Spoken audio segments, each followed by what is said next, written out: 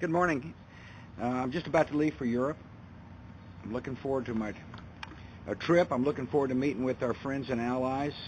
We've got strong relations in Europe, and this trip will help solidify those relations. And we got a lot to talk about. First, I'm looking forward to talking about the freedom agenda with the European nations. We got a lot of work to do in Afghanistan. And the countries I'm going to have committed troops to Afghanistan, and of course want to thank them and remind them there's a lot of work to be done. I talked to Laura yesterday, who, as you now know, took a trip to Afghanistan. I want to thank her for going. She gave me a good assessment about what she saw. She saw progress, but she also saw there needs to be a lot of work to be done. There's a lot of work to be done, and so she's going to go to the Paris conference along with Secretary Rice on our behalf to ask nations to contribute to the development of Afghanistan, which will mean they'll be contributing to peace. And then, of course, we'll be talking about the economy. A lot of Americans are concerned about our economy.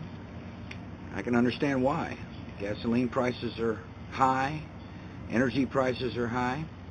I do remind them that we have put a stimulus package forward that is expected to help boost the economy. Of course, we'll be monitoring the situation. We'll remind our friends and allies overseas that we're all too dependent on hydrocarbons. We must work to advance technologies to help us become less dependent on hydrocarbons. I'll also remind them, though, that the United States has an opportunity to help increase the supply of oil on the market, therefore taking pressure off gasoline for our hard-working Americans, and that I proposed to the Congress that they open up ANWR and open up the continental shelf and gives this country a chance to help us through this difficult period by finding more supplies of crude oil, which will take the pressure off the price of gasoline. These are global issues we'll be discussing. Secretary Paulson will be also discussing the issues at the G8 ministers in Japan this week. As well, I'll talk about our nation's commitment to a strong dollar. A strong dollar is in our nation's interests. It is in the interest of the global economy. Our economy is large and it's open and flexible. Our capital markets are some of the deepest and most liquid.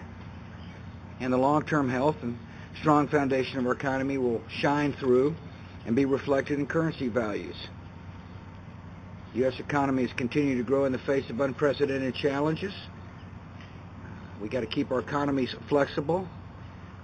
Both the U.S. economy and European economies need to be flexible in order to deal with today's challenges. I'm looking forward to my trip, and I'm looking forward to seeing Laura.